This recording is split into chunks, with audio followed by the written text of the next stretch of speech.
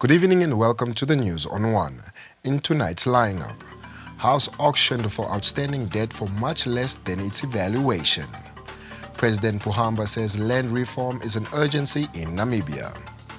The Bernard Noordkamp Center provides underprivileged learners with hot meals and education. And the hunt for a new Brave Warriors coach is on. A former employee of the Namibia Airports Company this morning lost a house in Commersdal after it was auctioned off due to outstanding monthly payments.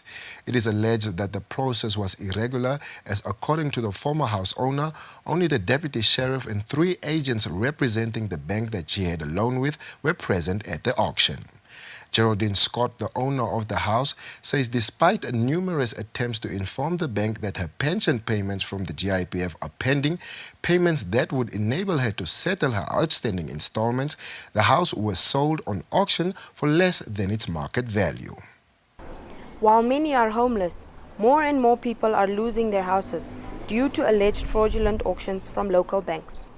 This morning, Geraldine Scott, a former employee at the Namibian Airports Company, lost her house. It is alleged that the only persons present at the auction were 3 employees from a local bank. The house, valued at $515,000, was sold for only 86,000 Namibian dollars. I felt that this was unfair treatment. So I don't have any income at the moment, and I tried to make arrangements with them. And then on Tuesday I went to them to hand them the letter that GIPF states that I am still waiting for my pension money so that they can stop the auction process. And they said to me that there's nothing they could do and that the bank will not accept the letter or accept that. It's not enough proof to, it's not enough to stop the auctioning process. And Scott, who lives with her daughter, fears that she will be left to live on the street as she is still unemployed after her retrenchment at the Namibian Airports Company. After her attempts to get help from the Legal Assistance Center were fruitless, she sought help from the Namibian House Owners Association. The Usury Act has made provision that instead of other policies of life insurance, she should have had a loss of income policy. She is unemployed. She worked for the government. She's got a GIPF a pension fund. She applied for it. She made arrangements with the banks. She made arrangements with GIPF. She's got a letter from GIPF. She was not irresponsible, and she even approached the Legal Assistance Center. So she has done everything that she could to save her house from auction, and she didn't succeed, and that's why we had to come and support her. According to Beekers, practices of this sort are on the increase, as Scott is one of many house owners that turn to them for assistance. The association encouraged house owners to re-evaluate their rights, as having a place to stay is a fundamental human right. The bank in question responded in writing to the allegations as follows. The bank in question is a bank and not a real estate business. Therefore, we take every precaution to try and avoid the sale in execution of properties. Please take note that in the unfortunate situations where this action is called for, the bank and its attorneys handle these matters strictly according to the Namibian law and the rules of the High Court. The bank has likewise done its utmost to accommodate Mr. Hendricks. We would caution clients to study the contracts which they sign with the bank to familiarize themselves with the terms and conditions which they agree to when they contract with the bank. By so doing, the client will be fully conversant with the legal steps which the bank is entitled to take in order to protect its interests if a client breaches contract by failing to pay his or her monthly installments. Of concern is the growing trend amongst disgruntled and often financially distressed debtors to resort to the press to attempt to resolve their grievances. This places the press in the predicament of being coerced into publishing defamatory and inaccurate statements, and thereby exposing themselves to legal action as a result. Customers must also be aware that by doing so, they make their financial affairs public. Affordable housing remains a crisis in the country. Rushal Nidal reporting for the News on One. Thousands of our people continue to cry for land. We must respond with a sense of urgency so that the problems related to land reform and distribution do not become perennial, was one of President Hifikepunye Pohamba's remarks during his State of the Nation address yesterday. President Pohamba pointed out the urgency in accelerating the land reform process. According to President Pohamba, government will in this current financial year introduce and execute measures aimed at accelerating land reform, distribution and assisting resettled farmers. Furthermore, as a way of addressing land scarcity, our government has decided to expand some communal areas by purchasing adjacent farmland or farmland and incorporating such land into identified communal areas. This initiative has already benefited the communal areas of Wagnas, Falhras, Osimbingwe, and Okombahe. President Pohamba pointed out that government has been exploring various options of ensuring energy security for the country. He stressed that the availability of reliable electricity is a critical component for the achievement of the national development goals. Renewable energy has also been fully incorporated as part of the national energy mix. Namibia must take advantage of the development in the renewable energy sector to promote security of power supply in the country. Public bids will be invited soon for the construction of 3 solar power plants with the capacity to generate up to 10 megawatts of electricity each. The president also announced that the head office of the Anti-Corruption Commission is nearing completion. He mentioned that government remains steadfast in its commitment to crush the menace of corruption. A Namibian Parliament delegation attended the 128th Inter-Parliamentary Union Assembly held in Ecuador last month.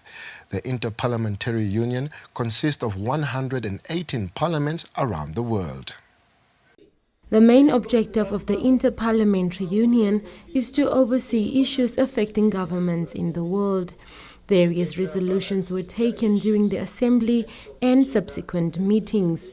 But what stood out for Moses Amuelo, the vice chairperson of the Namibian Inter-Parliamentary Union, is that parliaments across the world pledged to take much tougher approaches to combat sexual violence, in particular rape. In a statement at the closing session of the 128th Assembly, Mr. Fernando Cordero, the President of the Assembly, expressed deep concern at the widespread crime with rape, cases increasingly making the headlines in recent months. He called upon parliaments to scrutinize existing laws. A record number of women members of parliament attended the assembly, breaking the 200 mark for the first time ever. The 202 women MPs at the assembly represented 32.6% of all attending MPs. The solution on enforcing the responsibility to protect the role of a parliament in safeguarding civilians' lives, parliaments must do everything they can to safeguard the lives of the civilians in conflict, paying particular attention to women and children. The delegation will submit the report on the assembly to both houses of parliament in due time. Thereafter, the report will be submitted to various line ministries for implementation. 160 learners from primary schools in Windhoek attend an after-school program at the Bernard Noordkamp Center in Karituram. The volunteer-run center provides learners with a daily hot meal and lessons in mathematics and English. The centre is committed to helping children enroll in school and thrive in the classroom as a way to combat the effects of poverty. I just want to learn and pass and be a doctor. I'm here to learn at the BNC to pass my report at the school and to work hard at school. So we began about 4 or 5 years ago with that, and the results we've seen are unbelievable. We have small children reading in grade 1 and 2 already. We have children who never read in grade 6 and 7 now catching up and reading. And we have kids going to the top of their class. Instead of getting 15% and 20% in school, they're getting 70s and 80s. And some of them are now getting accepted to Jan Muir, El Dorado, Delta. We have them in some of the top schools in Namibia. Learners from St. Paul's College, through their school's outreach programs, volunteer at the centre, becoming involved in hands-on activities that enhance the lives of the underprivileged, thereby developing life skills such as social awareness and teamwork. And it's good to give back because we're so privileged, so it's kind of unfair for these guys. They have to go here, so then we'll do what we can to help them with their schools instead of just staying at our school. It's so nice helping little children that don't really have parents that support them and family that teaches them. So it's just it makes you feel really, really good to be there for people and to know that you're actually making a difference in their lives. According to Mary Beth Gallagher, anyone who loves to work with children can volunteer at the centre and any donations are welcome. The centre is open to every child and is free of charge.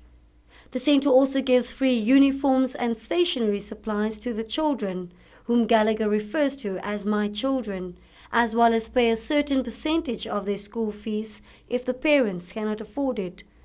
The textbooks and other stationery comes from regular donors. Brumalde English reporting for the News on One. The Cancer Association of Namibia launched a charity project that are slightly different from their usual projects. The Healing Blanket Project, which currently consists of 5 members, aims to start a project of knitting special blankets for cancer patients. The chief executive of the Cancer Association of Namibia says currently they are just collecting knitting blocks, and once they have collected enough, the project will start.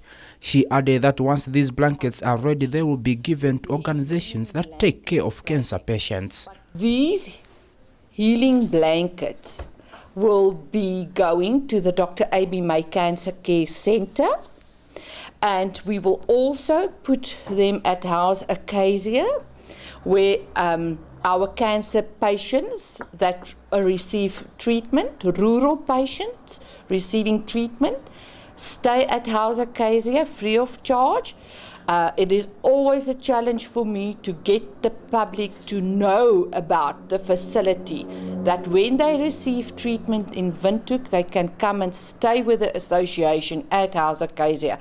So we will give blankets to our House Acacia, and we will give blankets to the Dr. A.B. May Cancer Care Centre, where the patients receive treatment.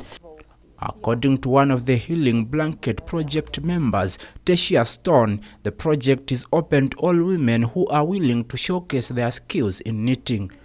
Stone further said these special blankets will be of good help to the cancer patients. God placed it in our hearts.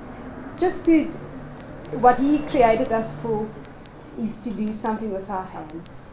And we thought, let us get some ladies together in Windhoek or wherever, Barbas or whoever wants to join us, and let us knit some blocks, and then we knit it together and make some blankets. But when we do this, we are proclaiming that the Lord can heal cancer, and that is why we do it. The blankets are expected to be knitted as from next month. For the News on One, I'm Aaron Mshakwa.